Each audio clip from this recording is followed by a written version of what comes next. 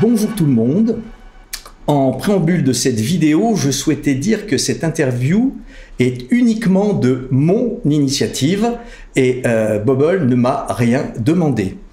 Je trouve que cette histoire est captivante et comment relier la vape à cette actualité, à cette guerre affreuse, comment un vapoteur, une vapoteuse, moi, toi, vous, nous, ensemble, pouvions, à notre petit niveau, participer à aider l'Ukraine. Bonjour Elena. Salut Dominique. Tu es Elena Duponchel. Tu es française d'origine russe. C'est bien moi. Tu as fait tes études à l'université d'État de Moscou. Ta famille est toujours en Russie, habite toujours à Moscou, et tu es en France depuis 12 ans. 12 ans. Sur ta page perso, Facebook, tu écris « Je suis contre la guerre, mais personne ne me l'a demandé, je me sens si triste, honteuse et effrayée. » T'as bien traduit? C'est toujours le cas? C'est toujours le cas, oui, effectivement. Et surtout effrayée parce que j'avais l'espoir que ça finisse beaucoup plus rapidement. Et là, ça commence à prendre une telle dimension que je ne sais pas quelle sera la fin de tout ça. Alors, je te remercie d'avoir accepté cette interview, car on le sait tous, en tant que Russe, tu prends un certain risque puisque tu vas souvent en Russie pour retrouver ta famille. Effectivement. Et donc, je remercie ton courage, déjà, pour commencer. Mais malgré ces menaces, vous avez réfléchi en tant que marque à comment agir pour rajouter une petite pierre à l'entraide. Et donc, de cette réflexion est né, je l'ai là, No War. C'est un bon liquide, mais pas que, car derrière, il se cache une belle histoire. Tu peux nous raconter un petit peu, Elena? Bien sûr. Vous savez sans doute que Bubble se positionne toujours comme plus qu'un liquidier. Nous sommes pour une vape active et démocratique. Et cette fois-ci, on s'est mis en contact avec Daria Kandinsky, Dasha Kandinsky, comme il préfère se faire appeler, qui est la petite descendante de Vassily Kandinsky. Vous connaissez sans doute qui c'est le fondateur de l'art abstrait, donc le grand artiste du XXe siècle. Et donc c'est sa petite fille ou quelque chose comme ça. Je ne me souviens plus de son lien de parenté exact. En tout cas, elle vient d'une famille des artistes. C'est aussi la fille d'Antoine Kandinsky, qui est un grand artiste qui a exercé beaucoup aux États-Unis. Donc c'est vraiment un peintre d'une grande dimension. Et Bubble s'est mis en contact avec elle pour lui proposer une collaboration un peu spéciale avec les couleurs de l'Ukraine. Daria est ukrainienne, donc elle habite à Kiev. Aujourd'hui, il n'est plus à Kiev, donc elle a dû fuir son pays natal, malheureusement. Et on a proposé d'acheter son tableau, l'un de ces tableaux, pour l'utiliser par la suite sur l'une de nos étiquettes, comme on a déjà fait avec la gamme signature. Sauf que le liquide No War ne rentre pas dans la gamme signature, c'est un monoproduit, c'est un liquide, un concept à part, cette fois-ci avec un certain message politique. On utilise, comme j'ai dit, son tableau pour l'étiquette, mais pas que. Les bénéfices que nous allons recevoir de la vente de ce liquide seront envoyés à l'UNICEF pour soutenir les enfants des réfugiés ukrainiens. De cette façon, nous voudrons expliquer déjà notre attitude, et la mienne personnellement aussi, à tout ce qui se passe dans le monde. Et nous voudrons aussi soutenir les Ukrainiens dans cette période très difficile et pénible pour eux, et aussi faire quelque chose de bien, et aussi montrer que la vape, encore une fois, et c'est ce que je dis depuis toujours, la vape ne se limite pas au liquide ou au pod ou au box ou autre chose. La VAP, c'est beaucoup plus. Et c'est aujourd'hui notre vie et on doit être actif. Voilà. Merci Elena. Donc, j'ai pu interroger Dasha Kadinsky. Écoutons-la.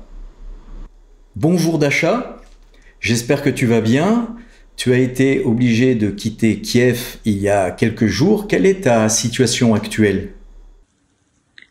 Bonjour, je m'appelle Dasha Skorupskaya-Kandinsky, je suis artiste de Kiev. Effectivement, il y a quelque temps, j'ai dû quitter Kiev. Aujourd'hui, je suis en Suisse chez un ami de notre famille et je suis en sécurité.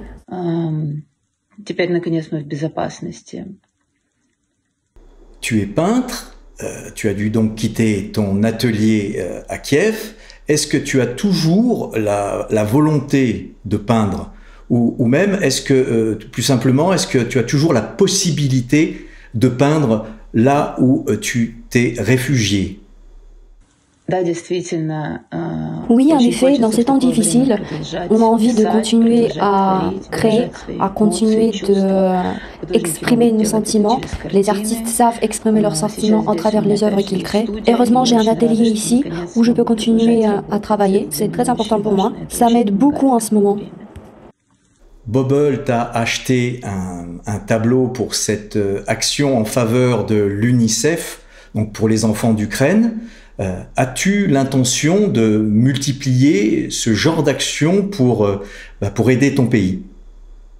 Je suis très touchée que Bubble Liquid ait acheté mon œuvre pour soutenir les enfants des réfugiés ukrainiens et pour donner les bénéfices à l'UNICEF. Les initiatives pareilles sont très importantes et nécessaires dans cette période. J'ai un autre projet similaire. Avec une de mes amies, nous avons fait une exposition dans une des galeries Soho à New York. Et les bénéfices de vente de ces tableaux vont être utilisés pour l'aide humanitaire aux réfugiés ukrainiens. Je suis très ravie de pouvoir aider au moins de cette façon, même en étant à l'étranger. Avant Bubble, avais-tu déjà entendu parler de la vape? Quel est ton point de vue sur la vape? Mon attitude à la vape est très positive parce que je pense que quand les gens ont envie d'arrêter de fumer, ils ont besoin d'un soutien et d'un aide. Moi-même, je suis fumeuse et je voudrais arrêter de fumer. J'ai même essayé la vape et je pense que ça pourrait marcher. Donc je pense que ça pourrait être un soutien, être une solution. Donc je suis juste pour la vape et la cigarette électronique.